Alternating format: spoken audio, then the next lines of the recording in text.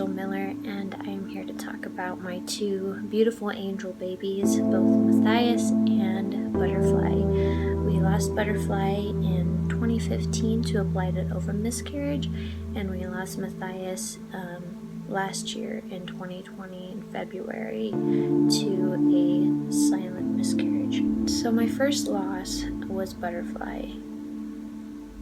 She was a surprise pregnancy that we had right after we moved to a new town with no jobs, hardly any friends.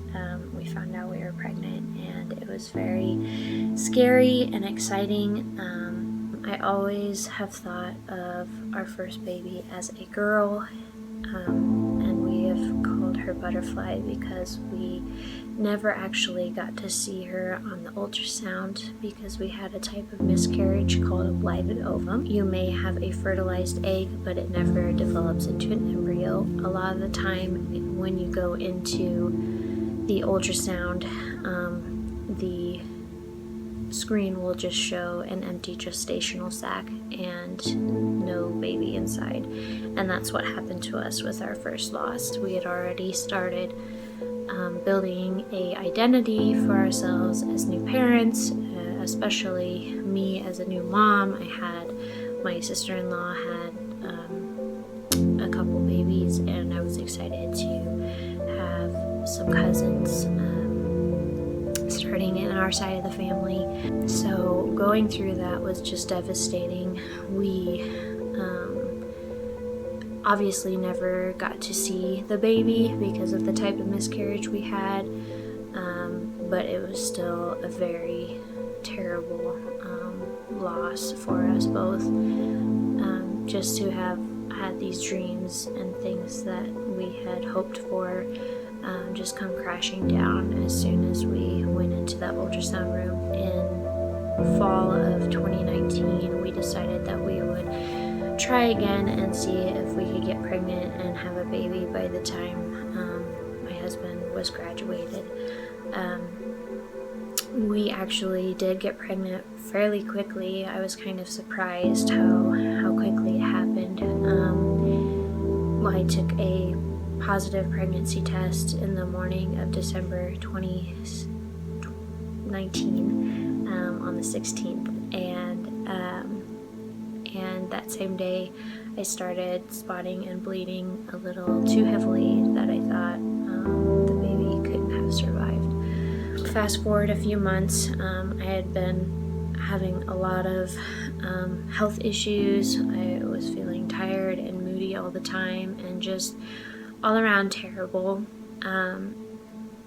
We actually were pregnant for another month and a half that we did not realize.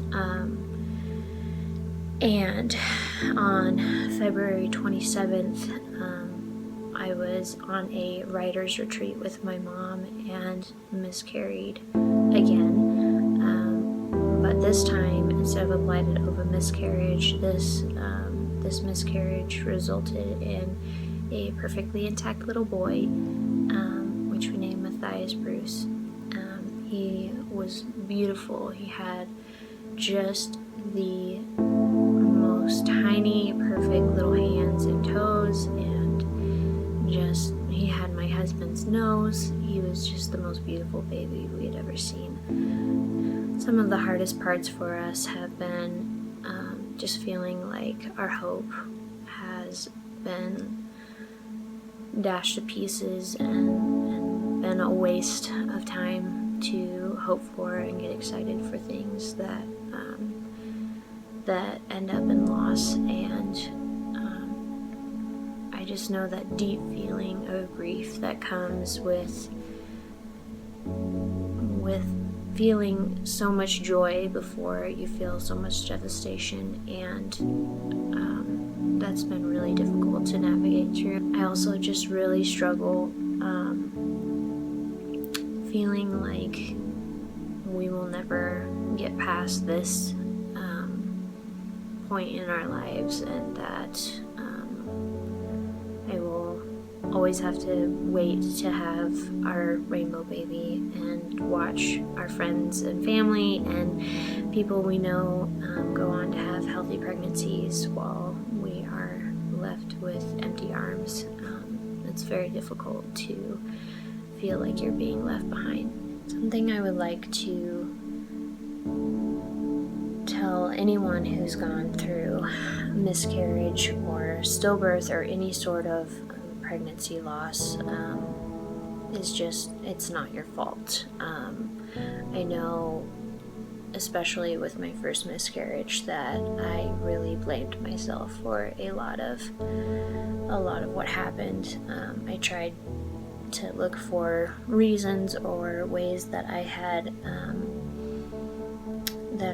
hurt my pregnancy and my body, and I just found ways that to hate myself over something I could not control. It's really hard to let go of that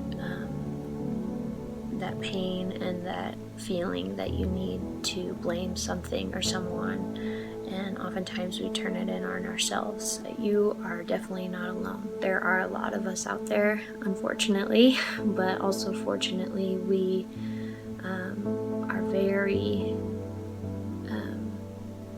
close-knit, and we love to encourage each other as we are going through the different seasons of pain and grieving. I think we will always grieve the loss of our two angel babies in some way, even if and when we do become parents to Earthside children. I think that grieving process will continue down the line in different ways. There will always be things that we had hoped to share with them or teach them or grow with them. But I think a lot of people worry that they will forget about the babies that came before, and I just like to remind people that babies do not replace babies. No matter how healing that can be, there is still a loss there that cannot be replaced out forever.